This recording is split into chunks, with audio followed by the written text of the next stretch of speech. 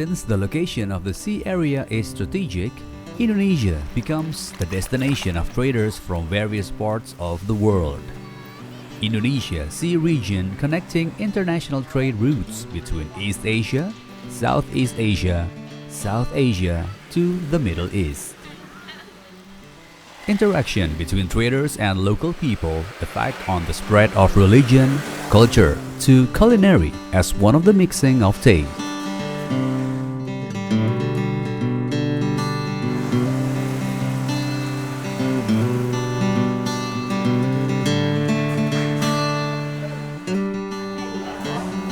No wonder if almost all typical Indonesian culinary rich with spices and has different variation in each region. Some regional foods influenced by foreign cultures, then combined with the availability of the abundant food raw materials in their respective regions. Indonesian people utilizing raw ingredients derived from surrounding plants and thrive in their homeland.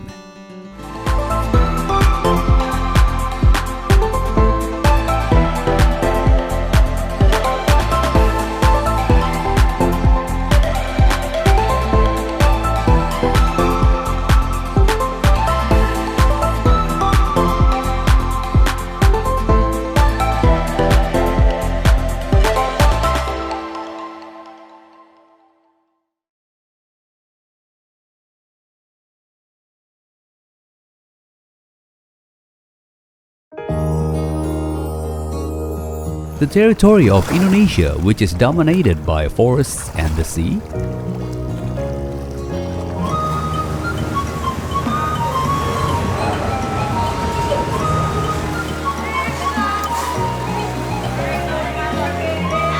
resulting in the citizens considering chicken or beef meat become a rare and prestigious ingredients. Reportedly, processed meat is not just a meal, but also a social symbol. People also then makes variation of food processed with local spices, so that meat consumption can be consumed by all circles. But in early times, Indonesian people did not know how to cook meat by roast it. Usually, they cook it by boiling it. Then, some cooking techniques appears due to foreign cultural effects such as Tionghoa, India, and Middle East.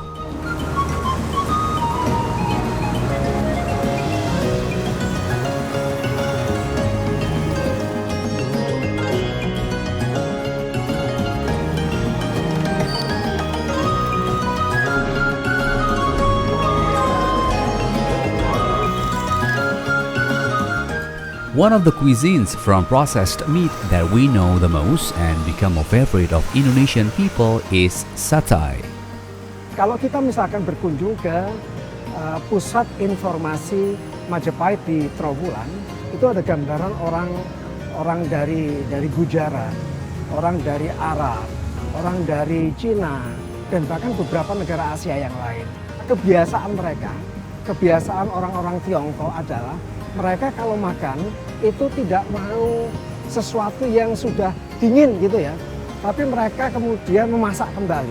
Jadi nasi yang telah disantap siang hari katakanlah, ada sisa, itu dimanfaatkan, digoreng lagi, dikasih bumbu-bumbu, dikasih rempah-rempah, cita rasa yang menurut selera mereka. Sehingga itu termanfaatkan, digoreng, jadilah nasi goreng. Jadi cara-cara masak itu ada dua hal. Satu, cara dalam hal penggunaan alat, dalam hal cara mereka makan, juga cara mereka memasak. Artinya ingredients, artinya hal-hal, benda-benda, barang-barang yang dipakai bagian dari masak. Ini juga menjadi satu percampuran, saya katakan tadi martabak gitu. Kita dikombinasikan dengan martabak mie, ada martabak usus. Jadi menurut selera dan sesuatu yang mungkin ada ketersediaan bahan yang ada. Ini menjadi variatif jadinya. Tapi nama tetap martabak. Kita mengenal di zaman Belanda 350 tahun Indonesia dijajah, maka di situ muncul makanan-makanan yang kita kenal sekarang. Kita makan sup itu ada perkedelnya loh, perkedel. Ya. Jadi sama seperti yang mereka ucapkan juga. ada makanan-makanan, ada sup bronebon, ya kan? Ada semur. Ini kan sesuatu yang sangat akrab dengan lidah kita, dan kemudian kalau kita nggak sadar, kita ini dari Indonesia ini, padahal itu adalah hasil asimilasi kebiasaan warga Eropa ketika di Surabaya atau di Nusantara yang menerbitkan, menghasilkan makanan-makanan itu. Some of the sources said that the satay comes from a Tamil term, that is, sathai. This is the name of a piece of meat that is marinated and then roasted with a wooden prick and dipped in a special sauce before eating.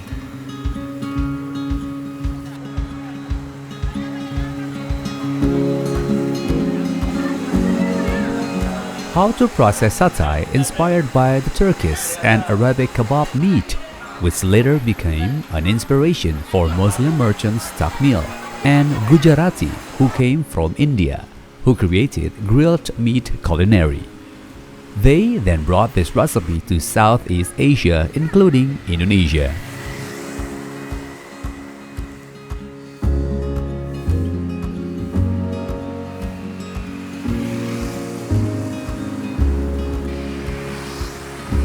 Now, satay is an Indonesian dish worldwide because in Indonesia itself, many types of satay are created, customized in each region. Ada sate Padang, sate Banjar, lalu ada sate cubit Bali, ada sate Ponorogo, ada sate Madura. Nah, kalau kita bicara sate Madura, ini ada tes yang luar biasa, yang tidak biasanya mungkin bagi kawan-kawan yang mencoba ragam-ragam sate begitu. Penjualnya kala itu kebanyakan orang Madura. Jadi mereka ini orang yang sifatnya perantau, kemudian berkembang di mana-mana di kota ini. Jadi cara potongnya pun ada yang kecil, ada yang gede, yang kemudian siapa yang bisa menyajikan satu layanan, kualitas, maka itulah yang akan banyak didatangi oleh pelanggan dan calon pelanggan, menarik perhatian pelanggan-pelanggan baru. Di Surabaya, Jawa Timur umumnya, itu lebih ke arah gurih, pedas, kemudian ada rasa asinnya. Sate Klopo mewakili itu. Dan ternyata memang di Surabaya lah sate Klopo itu dikenal. Sate Klopo Ondomohen punya suatu bendera begitu, dan itulah Surabaya. Identik sate Klopo Ondomohen ya Surabaya. Di Surabaya ngomong sate Klopo ya Ondomohen. Sate ini buka sejak tahun 45, mulai merdeka. Dan resepnya ini dibuat oleh ibu mertua saya. Cara pengelolaannya pun berbeda. Spesialnya sate kelapa ini dari bumbu kacangnya. Bumbu kacangnya diambil langsung dari Tuban. Disitulah letak keenakan sate saya ini. Cara membuatnya pun kita juga berbeda. Dari mulai awal pemotongan sampai mengurapkan kelapa itu.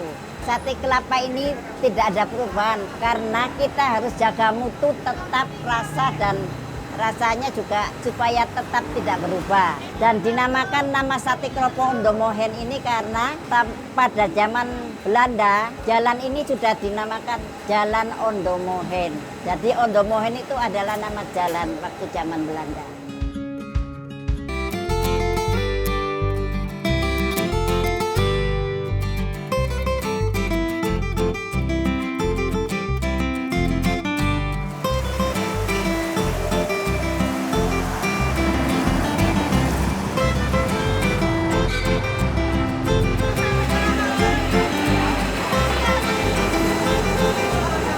Some travelers of Surabaya never missed this one culinary.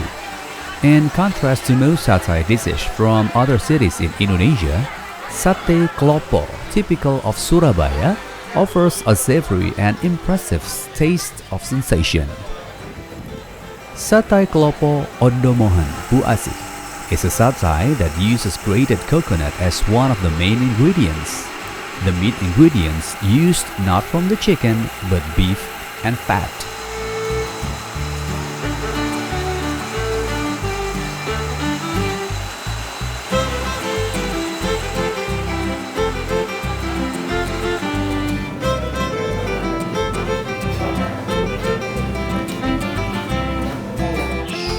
while the sauce uses peanut seasoning and a sprinkling of coconut serunding, which adds pleasure when we eating it. Bahan-bahan sate kelapa ini didapatkan dari pasar genteng, yaitu kelapanya dan bumbu-bumbunya, serta dagingnya sudah ada yang mengirim langsung. Saya buka warung ini dibantu dengan anak saya, karyawan saya ada 23.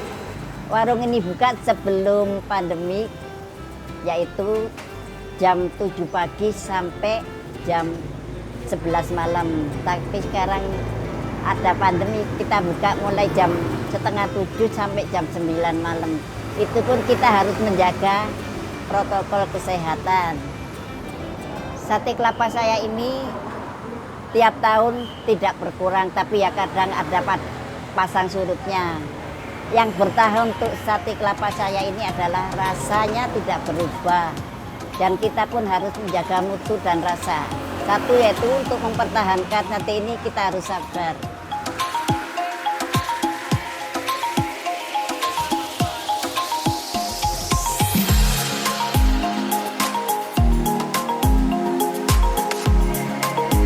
Sate Klopo Ondomohan is one of the legends of Surabaya's special food server.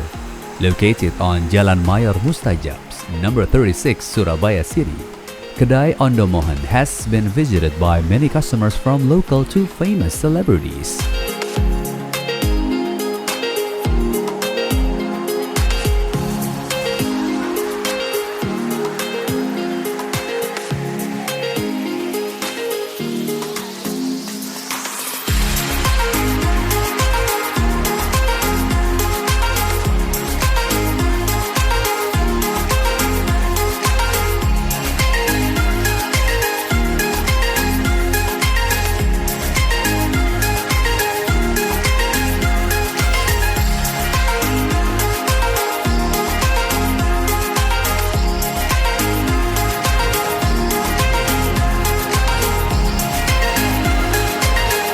And for those of you who don't like coconut satay, you can order others menu just like regular chicken satay, which the meat is very tender and at a very affordable price.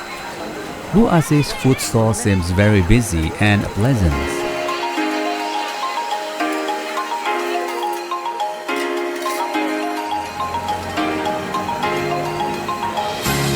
Although the location of the kitchen is not one with a stall, but doesn't discourage the activity and spirit of its people, both employees and customers.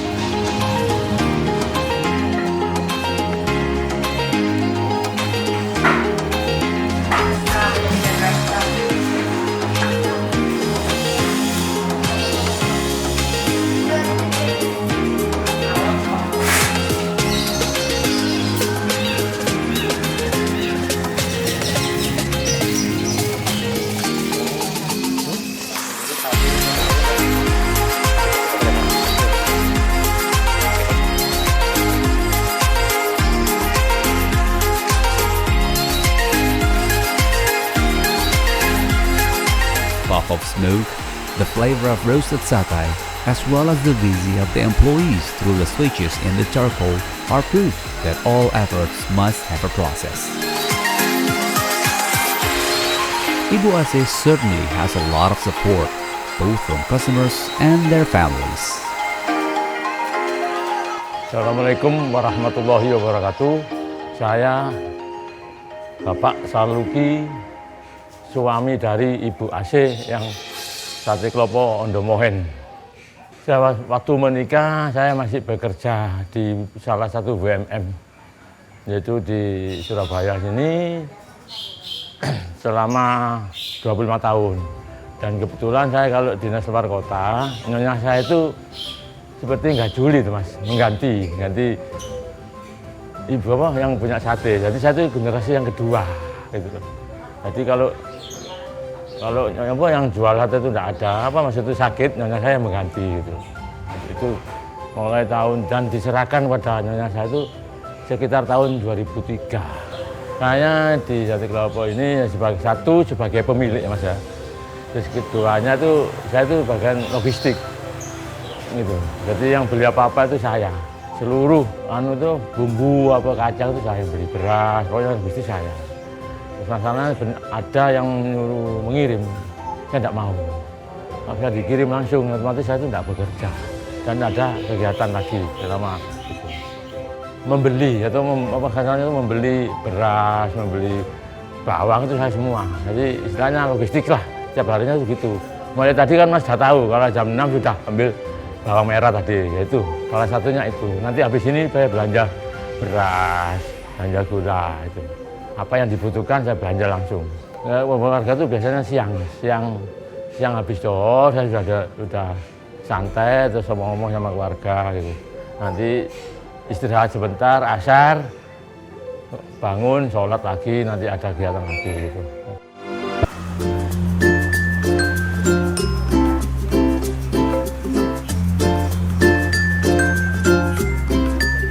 Yang bertahan untuk sate kelapa saya ini adalah rasanya tidak berubah.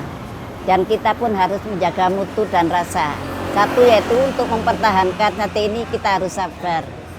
Warung saya ini sudah saya patenkan dulu dan apabila ada pesaing saya pun tidak mundur. Karena itu semua adalah rezeki dari Allah. Kita hanya bertahan mutu dan rasanya tidak berubah.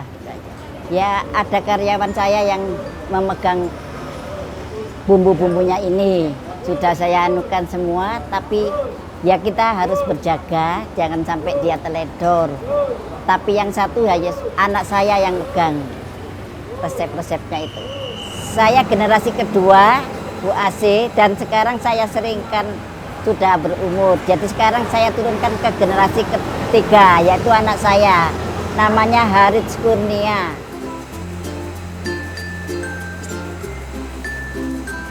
Nama saya Ibu Ririt. Saya di sini adalah anak dari Bu AC. Umur saya 42 tahun. Saya sejak kecil membantu orang tua saya di sate klopo ini. Sehingga saya tahu sedikit demi sedikit dan belajar apa saja resepnya, apa saja khasnya di sini.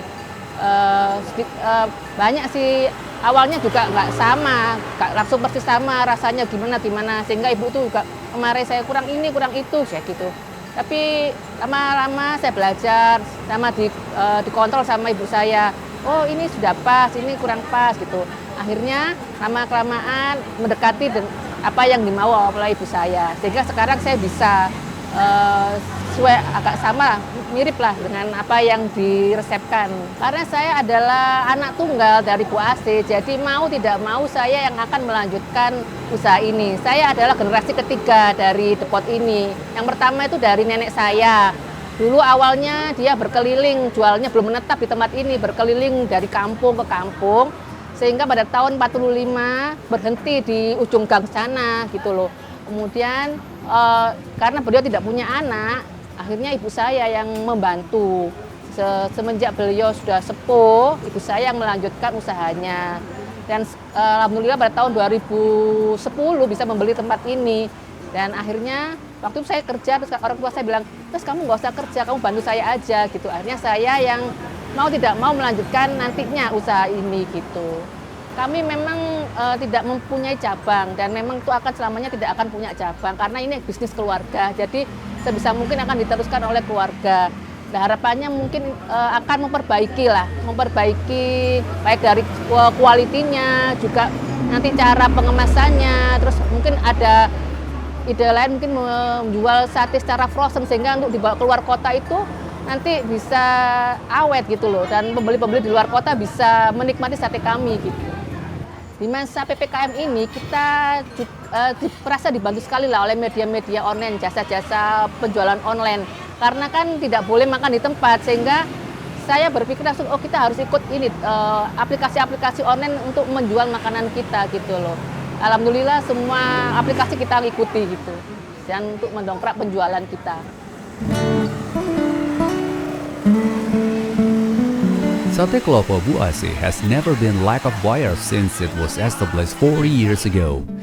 The taste offered by Ondomohan also has not changed since the 1945.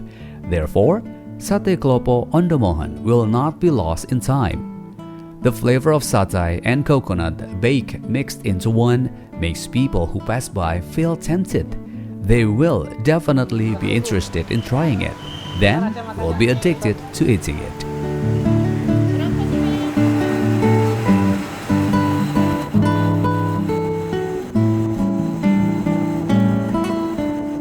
Sate Klopo Ondomohan, also called as a typical culinary city of Surabaya.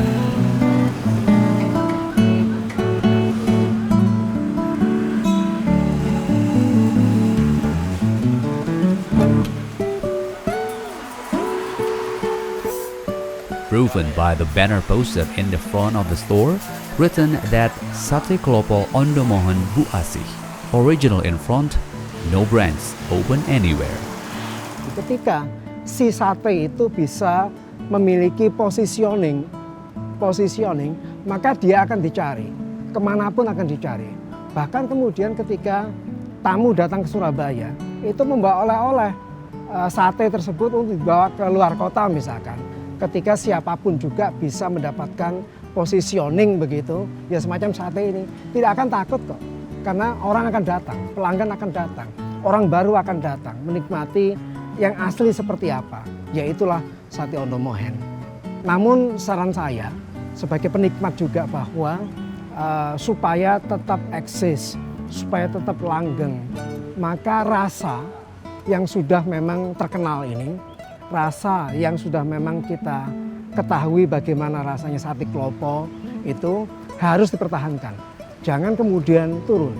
Yang kedua, nilai yang terjangkau. Kita tahu bahwa harga sate klopo di sana lumayan ya, enak, lumayan terjangkau. Jadi harga dan kualitas. Saya mempunyai ambulan itu adalah ide dari Bapak untuk membantu orang yang tidak mampu. Masalahnya pertama ada orang yang tidak mampu, sakit, dan meninggal di rumah sakit. Minta tolong kepada supirnya, bilang tidak ada. Jadi kita ini terketuk hati suami saya untuk mempunyai ambulan untuk membantu para orang yang tidak mampu. Kemana aja? Pernah ke Semarang, Purwokerto, juga Pekalongan juga pernah yang begini. Dan mobil ini yang kedua, saya barusan beli ini, peremajaan. Ya ingin terus berkembang, dan kalau berkembang pun bisa melebar juga lah, kalau ada tempat yang saya lebarkan.